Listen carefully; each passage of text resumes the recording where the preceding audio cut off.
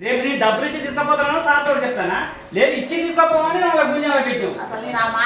నువ్వు ఆడగా నాకే నువ్వు నాకు పగ కాదు లేదా మన శత్రువు కాదు నేను ఎందుకు మాట అంటే నేనే పెదవాను అనుకుంటావా నేనే నువ్వు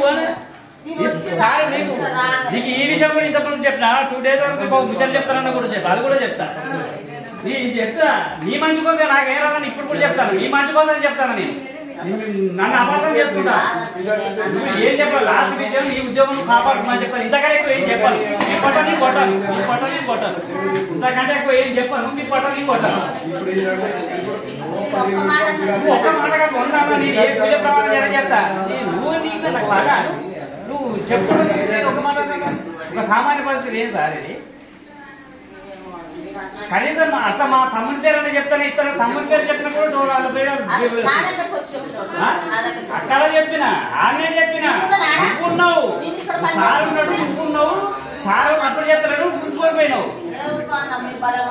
భలే మాట్లాడతారు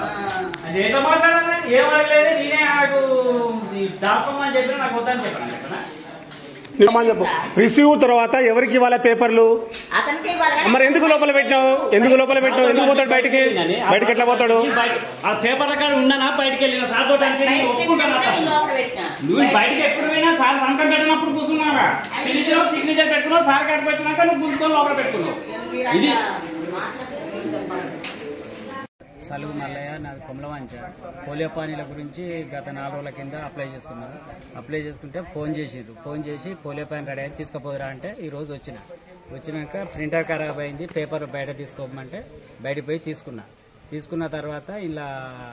సంతకం పెట్టండి రిజిస్టర్ సంతకం పెట్టినాక డీటీ సార్ ఏమన్నా ఖర్చులకు డబ్బులు లేవా అన్నాడు సార్ నా దగ్గర రూపాయలు లేదు సార్ అంటే ఇవ్వాలి కదా అందరు ఇస్తారు కదా అన్నాడు లేదు సార్ అంతకైతే నేను తీసుకుపోయి రేపు తెత్తంటే లేదంటే ఇచ్చి తీసుకోపోమ్మా అన్నది ఇచ్చి తీసుకోపోమ్మని గుంజుకొని బ్యూరోలో పెట్టింది అందులో అటెండర్ అదే సంగతి 4,000 డిమాండ్ చేసింది దేనికోసం పోలియో పానీల గురించి కంపల్సరీ ఇవ్వాల్సింది అందరు ఇస్తారు నువ్వెందుకు ఇవ్వవు గుంజుకొని బ్యూరోలో పెట్టాడు